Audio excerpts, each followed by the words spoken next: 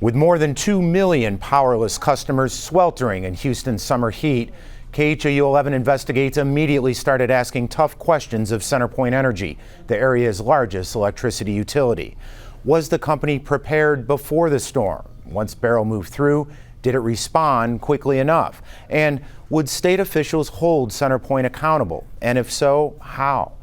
We asked these questions on behalf of you, our viewers, CenterPoint customers, and every member of the public who deserves answers. Just days after our reports, we began to see swift action from the governor's office and the state agency that regulates CenterPoint Energy. We will continue to press on. Here's a look back at the first week of Hurricane Beryl coverage from KHOU 11 Investigates.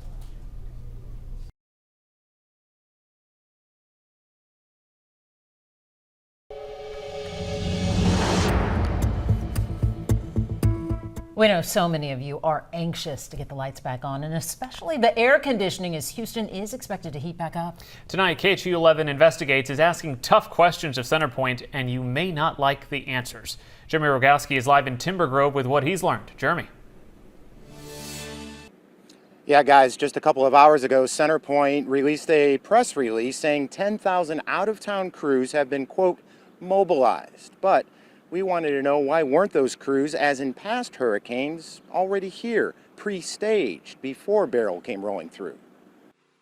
In the Timber Grove neighborhood, it's deja vu all over again. I'm sure everyone in Houston wants to know when power is going to be restored. It's affecting businesses, it's affecting families. During the mid-May derecho, the power was out for 3 days, and now? Well, it is frustrating, but at the same time, it's,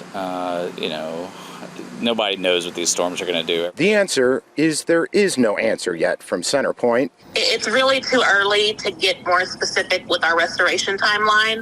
A CenterPoint spokesperson tells us that's because the vast majority of the 10,000 out-of-town repair crews haven't even arrived in Houston. And so we asked, all of those reinforcements have not made it to the Houston area yet. Why weren't they here ahead of the storm? I don't have that specific information. That has been the case in other storms, has it not? I believe that we've staged beforehand. In this case, we had our requested resources and we knew that they were ready to respond. However, they were not already in the area prior to Hurricane Beryl hitting. Tell that to this family with 2 daughters, the youngest 4 months old. I think they could have planned for it better. I think we all knew that a storm was potentially going to affect our area. And that's a little frustrating. I mean, obviously you don't see any of them here right now. And when I pressed that CenterPoint spokesperson on why the company did not request outside help earlier, the spokesperson told me, quote, Beryl made more of an impact to our area than many believed was going to happen. Of course, Beryl was forecasted as a Cat 1 storm and came ashore as a Cat 1. Reporting live in Timber Grove, Jeremy Rogalski, KHOU 11 Investigates.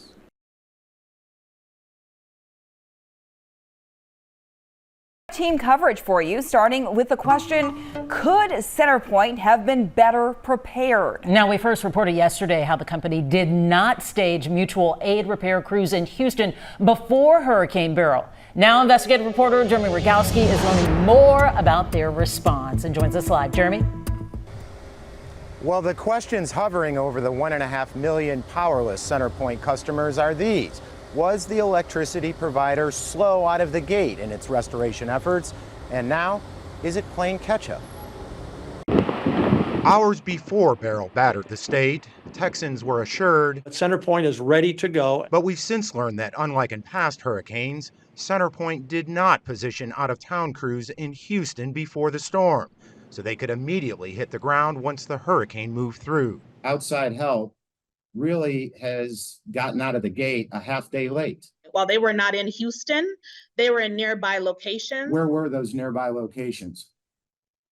Jeremy, again, factual information that I can look into and get back to you on that. And what about the number of outside workers CenterPoint requested and when? A spokesperson says pre-Beryl, the company initially asked for 2,500, but after Beryl hit, CenterPoint upped that request for a total of nearly 12,000. Did CenterPoint underestimate the need for the amount of personnel to get this job done and done quickly? Again, I think what the case was is we relied on information that we had at the time. And so we appropriately prepared for what we felt the event would be. At a midday briefing, Acting Governor Dan Patrick said the threat from Beryl was clear, and he'll request a full report of where outside crews were stationed and when they were asked to come in. What do you pledge to do once the dust has settled to ensure that CenterPoint is held accountable? Right now, Jeremy, if they made mistakes, we don't know if they did or not. If they made mistakes beforehand, then that will be addressed by the PUC. That's their job, and by the state legislature. The PUC, of course, is the Public Utility Commission of Texas, which has regulatory oversight over CenterPoint. Meanwhile, listen to this. Just over the past 2 hours, CenterPoint has given 3 conflicting numbers as to how many mutual aid workers are actually in Houston. The manager of local government relations said 12,000 linemen are in the field. The vice president of regulatory policy said 7,500. And the director of communications and writing told us 5,300 outside workers. The real number, Mia, we just don't know. We know you'll continue to look for those numbers, though. Jeremy Rogalski holding the powers that be accountable tonight. Thank you.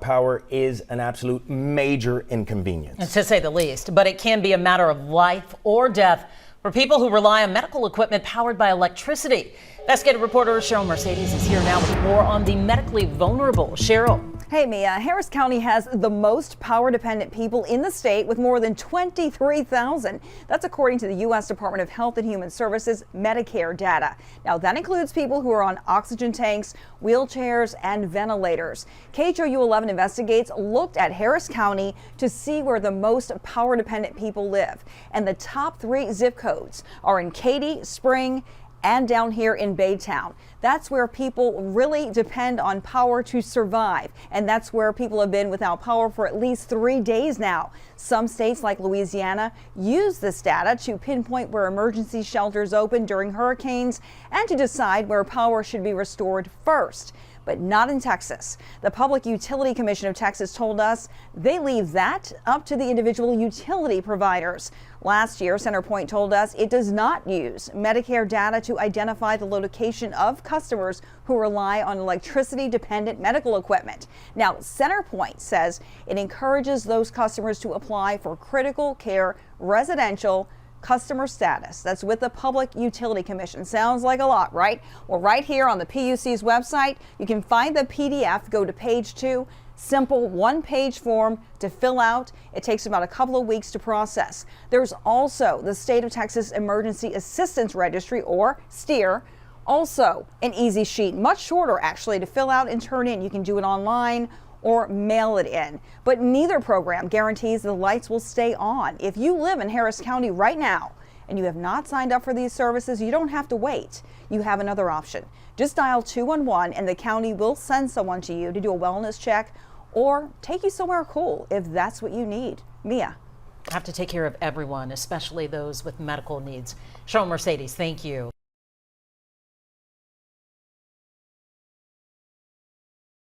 Meanwhile, CenterPoint has 18 staging areas for out-of-town crews. Viewers tell us they've driven by them and asked us why so many trucks were parked and not out in the field doing repair work. So the KHOU 11 Investigates team did some surveillance work today. Here's Jeremy Rogalski. We had eyes on 3 staging areas. Our photojournalist was up in Tomball. I was across from the Katy ISD football stadiums, and we spoke with an out-of-state line worker who was stationed in Galveston. It's 8 in the morning at this Katy staging site, and we picked 3 random trucks to keep an eye on. This green tree trimming truck and these 2 white bucket trucks. Down in Galveston, we checked in with our linemen who asked not to be identified. How long have you been on the clock? 6 a.m. It was almost 9 a.m. when we talked. Now we're sitting in a parking lot. Sitting and waiting? Correct. Waiting for his work orders. An hour and a half later, he texted, still nothing. And an hour after that, we got work now. Meanwhile, up in Tomball, we tracked how many trucks left this staging site over 3 hours. 21 the first hour, 30 the next hour, and 22 the third. 67. The parking lot still had plenty of trucks when we left. And back in Katy, just past 11, and our 2 trucks are still here. Those white trucks didn't take off until 11:33. And as for that green tree trimming rig, our tree trimming truck's still there, and it is just after noon. It would be another 26 minutes before it took off, and by the time it made it to the job site, the first tree branch was cut at 1:18 in the afternoon. Darren Carroll is CenterPoint Senior Vice President of Operations. Viewers are saying, I see all these trucks, but wonder why are they in this parking lot and not out in the field? It's a fair question. Totally empathize with customers thinking that and wondering that. What I will tell you is that safety is at the forefront of everything that we do. Carroll said external crews must undergo safety briefings and other logistical preparations, and that takes time. Should it take 4 or 5 hours to get these guys moving and doing the work they were hired to do? It's not something that happens in every case, and we don't know the exact circumstances of why that may have happened, right? So I don't want to speak to that as though it's the norm. CenterPoint's vice president adds that all outside crews are now in place and getting workers on the road should go quicker from here on out. Back to you. We'll pick it up from here. Jim Rogalski, thank you.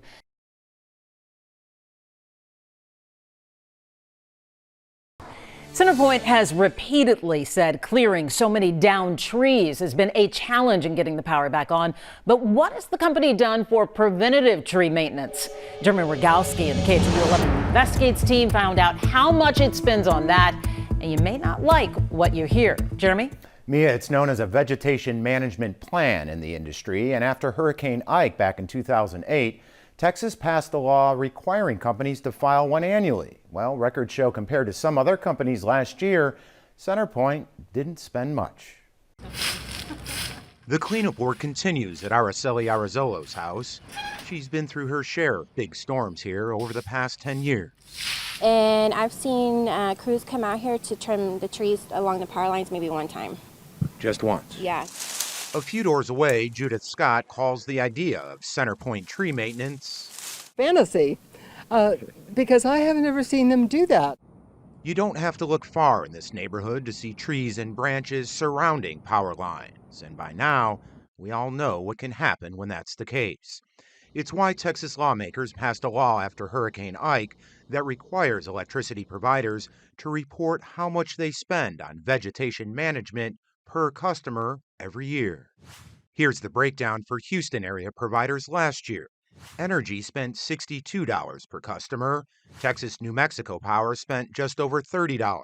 CenterPoint spent just over $16 per customer, and AEP Texas about $10 per customer. It would be very interesting to see their spreadsheets and to see where the funds do go. These CenterPoint customers say they pay their bills every month and deserve much better in return. We're mad. We want our power. We want to feel safe in our homes. We want to know that we can survive a storm and the providers are going to be helping us, and it's not happening. Now, I reached out to CenterPoint for comment twice today by email and text, once before 2 o'clock and later just before 5. I have not heard back. Mia? Jeremy, such important reporting in the wake of the extended outages. Thank you. Shortly after that story aired, a CenterPoint spokesperson did send us a statement saying CenterPoint's 2.8 million metered customers is the largest of all utilities that responded to Hurricane Beryl. Because CenterPoint serves substantially more customers than those other utilities, dividing spending by customer count, the company says does not accurately reflect the impact of CenterPoint's investment in vegetation management.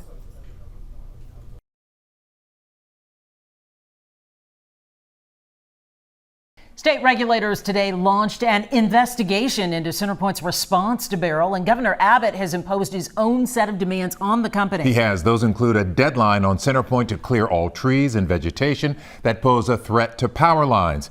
Now, this comes after KHOU 11 Investigates looked into how much CenterPoint spends on tree maintenance. Jeremy Rogalski spoke to a CenterPoint vice president about it today. A CenterPoint executive would not firmly commit to meeting Governor Abbott's demand. Meanwhile, many homeowners are telling us their attempts to get potentially dangerous trees trimmed in the past have gone nowhere. months before Hurricane Beryl stormed through. When it would blow this direction. Homeowner Alex Rome says he tried and tried to get this backyard tree trimmed after it was rubbing and sparking on the live power line. They said they would add us to the tree trimming queue. The queue? The queue. Rome says that was his first call to CenterPoint. Then the derecho hit in May. And the CenterPoint representative said since it's not actively on fire, he would just put us back in the queue. So now you're in the queue twice? Twice. He says he wound up spending $1,000 to trim the tree on his own. Meanwhile, hundreds wrote us on KHOU's Facebook page, including Tina, who said, "We've got trees rubbing on lines. A ton of neighbors have called about it, and they don't do anything." Vicky told us they have not been here since December 2019. Nothing trimmed since. And Amanda sent us this video of a neighborhood tree catching fire around a live wire. The feedback comes after KHOU 11 Investigates uncovered how, compared to other utilities responding to Beryl, CenterPoint ranked near the bottom in tree spending per customer last year.